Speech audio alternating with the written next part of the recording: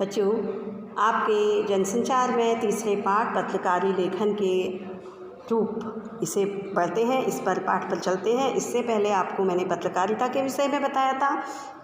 अब इस पाठ में बताया जाएगा कि किन किन विषयों पर पत्रकारिता की जा सकती है।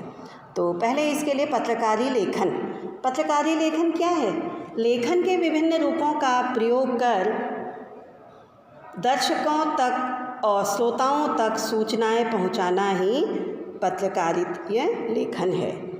पत्रकार 3 प्रकार के होते हैं। फ्रीलांसर पत्रकार, ये भुगतान के आधार पर विभिन्न अखबारों के लिए कार्य करते हैं। फिर है पूर्णकालिक अखबार पत्रकार, ये किसी समाचार संगठन में नियमित वेतनभोगी कर्मचारी होते हैं।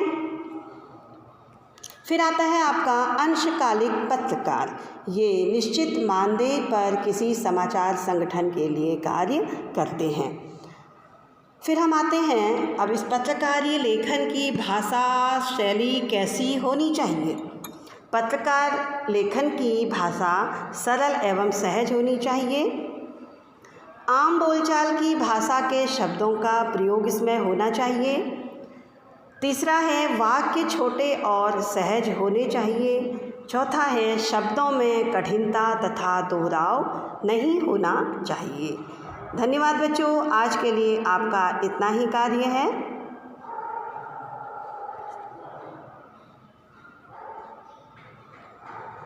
घर पे रहिए, सुरक्षित रहिए। लेखन के रूपों की ओर आते हैं। इसमें पहला है समाचार उल्टा पिरामिड शैली में लिखे जाते हैं तथा समाचार लिखते समय 6 सवालों का जवाब देना चाहिए।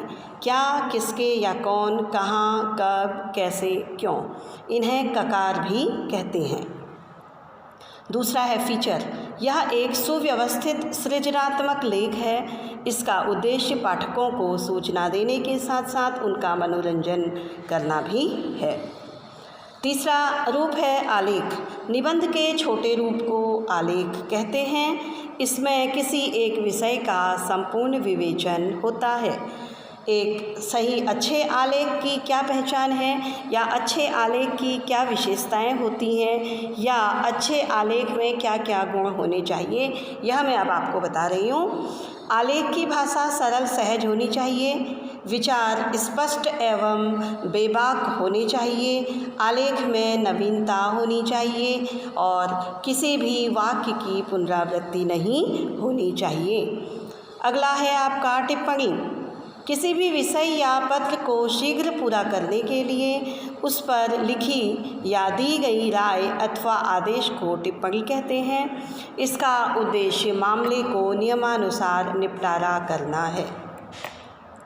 स्तंभ लेखन, यह विचारपरक लेख है। इसमें लेखक अपनी विशेष लेखन शैली में नियमित स्तंभ लिखते हैं। इसका विषय और विचार लेखक का स्वयं का होता है।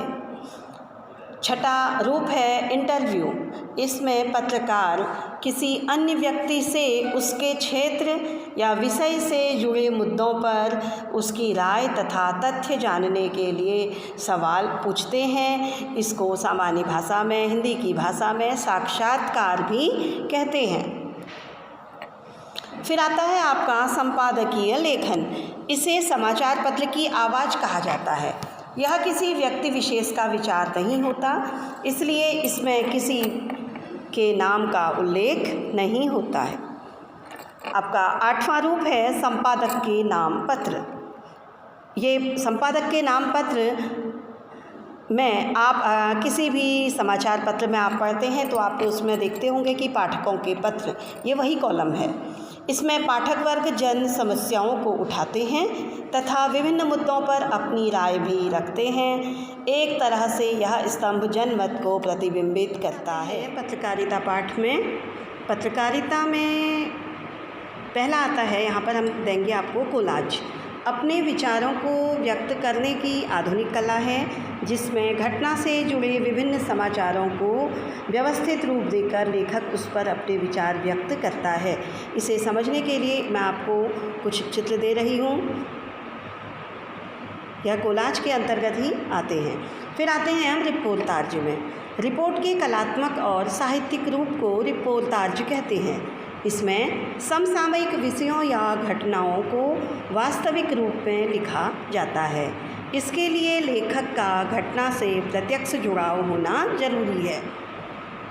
फिर हम अगला आते हैं रिपोर्ट या प्रतिवेदन। रिपोर्ट एक लिखित विवरण है जिसमें किसी संस्था, सभा, विभाग, यह विभाग सरकारी या गैर सरकारी कोई भी हो सकते हैं, इनके सामान्य या विशेष आयोजन की तथ्यात्मक जानकारी दी जाती है।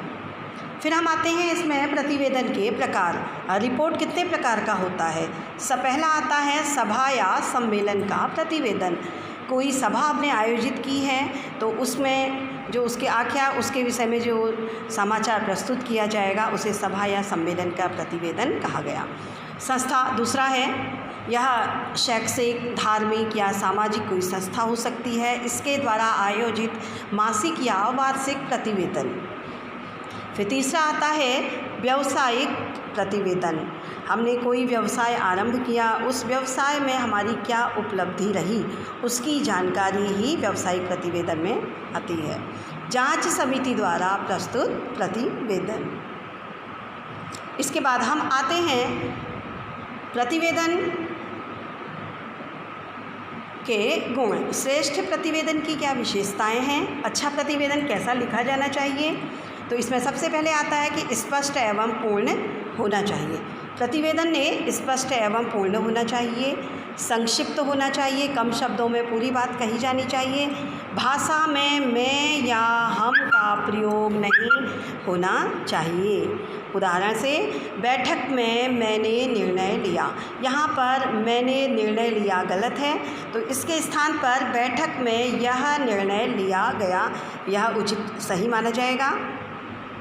फिर आता है रिपोर्ट संक्षिप्त होनी चाहिए, यह पहले भी बताया गया है, कम शब्दों में होना चाहिए। रिपोर्ट में प्रस्तुत तथ्य क्रमवार तथा तर्कसंगत होने चाहिए। फिर अगले उसमें हम आते हैं, अगली बार उसमें हम आएंगे प्रतिवेदन कैसे लिखा जाता है। रिपोर्ट लिखने की क्या विधि है? रिपोर्ट लिखने से पहले हमें निम्नलिखित सभी तथ्य एकत्र कर लेने चाहिए। नंबर 1 संस्था का नाम, दूसरा बैठक, सम्मेलन, सभा का नाम या उद्देश्य, किस उद्देश्य के लिए बैठक आयोजित की गई है वहाँ हमें जानकारी होनी चाहिए।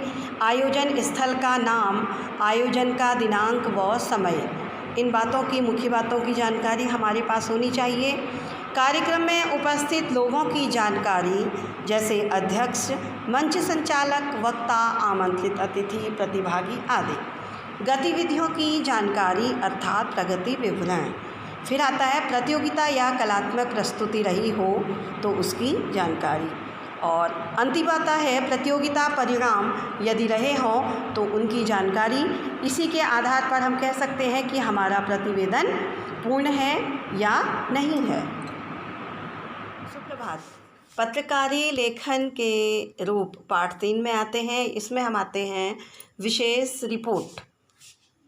सामान्य समाचारों से अलग वे समाचार जो गहरी छानबीन और व्याख्या के आधार पर तैयार किए जाते हैं विशेष रिपोर्ट कहलाते हैं। विशेष रिपोर्ट के प्रकार, इसमें पहला आता है खोजी रिपोर्ट। इसमें अनुपलब्ध यानी जो उपलब्ध नहीं है तथ्यों की छानबीन कर सार्वजनिक किया जाता है। जो तथ्य, जो सूत्र हमारे पास मौजूद नहीं हैं उन्हें पहले छानबीन की जाती है, उसके बाद उन्हें सार्वजनिक रूप से प्रकट किया जाता है। दूसरा है इन डेप्थ रिपोर्ट। इसमें तथ्यों की गहराई से छानबीन कर उसके महत्वपूर्ण पक्षों को पाठकों के सामने लाया जाता है। तीसरी रिपोर्ट है विश्लेषणात्मक रिपोर्ट। इसमें किसी घटना का वर्णन सूक्ष्मता से दिया जाता है। सूक्ष्मता यानी बहुत गहरी छानबीन। रिपोर्ट अधिक विस्तृत होने पर कई दिनों तक प्रकाशित की जाती है, अर्थात धारावाहिक की तरह इस पर रिपोर्ट को प्रकाशित किया जा सकता है। चौथी है आपकी विवरणात्मक रिपोर्ट। इसमें घटना या समस्या को विस्तार या बारीकी से प्रस्तुत किया जाता है। फिर इसके बाद हम आते हैं फीचर और समाचार। बच्चों, फीचर और समाचार सामान्य रूप से एक से लगते हैं, लेकिन इनमें कुछ अंतर होता है जो काफ़ी गहरे होते हैं। इन्हें बता रही हूँ मुख्य अंतर। फीचर में लेखक अपनी राय, दृष्टिकोण और भावनाएं जाहिर कर सकता है, अर्थात अपने विचार लिख सकता है, लेकिन समाचार में लेखक को अपने विचारों को शामिल करने की आज़ादी नहीं होती।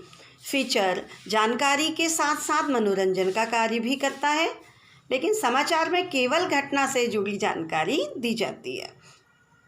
फीचर में शैली का प्रतिबंध नहीं होता, इसे आकर्षक तरीके से लिखा जा सकता है, लेकिन समाचार लेखन हमेशा उल्टा पिरामिड शैली में किया जाता है। अब पार्ट 12 की समाप्ति की ओर आते हैं और इसमें कुछ महत्वपूर्ण प्रश्नों की ओर आते हैं। समाचार लेखन शैली को क्या कहते हैं? समाचार लेखन शैली को उल्टा पिरामिड शैली कहते हैं। उल्टा पिरामिड शैली का आविष्कार कब हुआ? अमेरिका में गृह युद्ध के दौरान उल्टा पिरामिड शैली का आविष्कार हुआ। अगला प्रश्न, इंटरनेट पत्रकारिता के कितने चरण हैं? इंटरनेट पत्रकारिता के 3 चरण हुए हैं। पहला चरण सन 1982 से सन 1992 तक।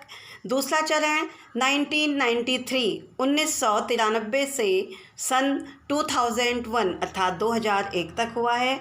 तीसरा चरण सन 2002 से 2002 से अब तक चल रहा है। और विशेष बात है कि भारत में इंटरनेट पत्रकारिता का अभी दूसरा चरण चल रहा है। ककार किसे कहते हैं?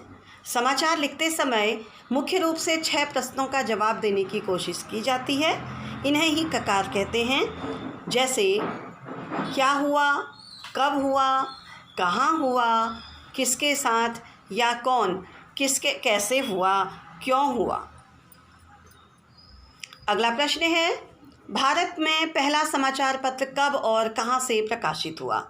भारत में बंगाल गज़ट पहला समाचार पत्र था, जिसका प्रकाशन कोलकाता से सन 1780 में हुआ। इसके संपादक जेम्स ऑगस्ट हिकी थे। हिंदी का पहला साप्ताहिक पत्र बताएं। उद्यत मार्तंड हिंदी का पहला साप्ताहिक पत्र था, जो कलकत्ता से पंडित जुगल किशोर के संपादन में निकला था। बच्चों, यहाँ पर आपका पाठ समाप्त होता है। साप्ताहिक का अर्थ है जो सप्ताह में कार्य किया जाता है एक बार। ठीक, यहाँ पर कुछ छोटे से बातें बता रही हूँ। और दैनिक का अर्थ है जो दिन प्रतिदिन आपके सामने प्रस्तुत होता है। मासिक का अर्थ है जो माह में समाचार पत्र पत्रिकाएं निकलती हैं। और पाक्षिक का अर्थ होता है पक्ष, अर्थात महीने के 2 पक्ष होते हैं, उन पक्ष में महीने में 2 बार निकलने वाली पत्रकारिता को ही पाक्षिक कहते हैं। यहाँ पर अब आपका ये पाठ समाप्त होता है।